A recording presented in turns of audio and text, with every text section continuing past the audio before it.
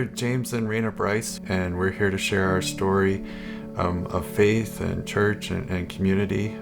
Here about 4 months passing of our sons William and Zachariah, and recovering from our house fire that happened a few months ago.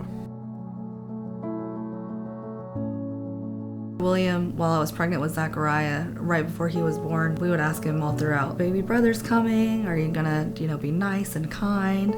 And he was like, nope, I'm gonna fight him. But as soon as Zach was born, they were best buddies. They always had a blast together. They were always together playing.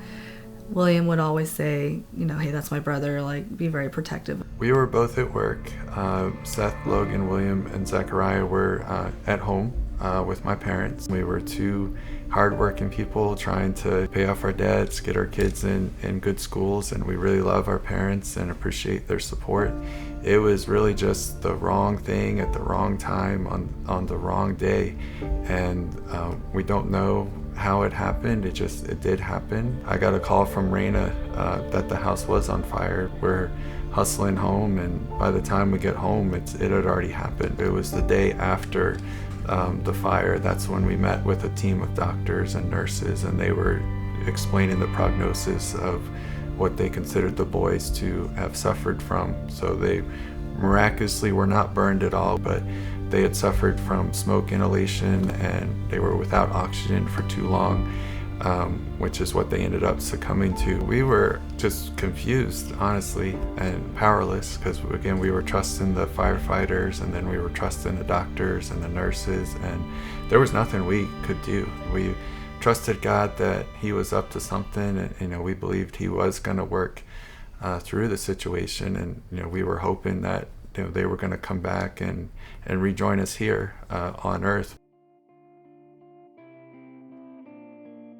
I'm sure you can imagine that we have gone through all sorts of emotions and ups and downs. The Lord used WGTS to always have the right song on at the right time whenever we needed it. It just seems like without fail that next song is always exactly what you need to hear, or when the hosts are on and they're just having fun and being lighthearted or making jokes or just sharing personal stories. It just really brings lightness to the day, and it's really great just to worship with other believers across the nation's capital. And I gotta say, WGTS has been awesome. We would listen to the radio station before, and we would hear the fundraisers come on, but now we were like, well, people were generous to us. It's time for us to be generous to others. And so we had started giving to WGTS.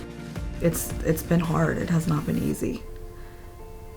I think of the song It Is Well, and so something that I've shared before is that with our souls it's well, and even though our flesh is having a hard time, we know and have a hope that we're going to see them again. The gospel is our number one source of comfort. I think the other source of comfort is they both did save 4 lives, so altogether they've saved 8 lives with their organ donation. To see William at such a young age make such a manly decision to protect his little brother, it was very honoring. It was very humbling and very honoring that it had moved the whole community, and I think it ultimately moved the whole world. At their celebration of life, which we called a party, there were about 1,000 people in attendance, and there were 400 others who had tuned in online, and there was in person about 100 people who gave their life to Jesus that day, and there was about 20 people who gave their life to Jesus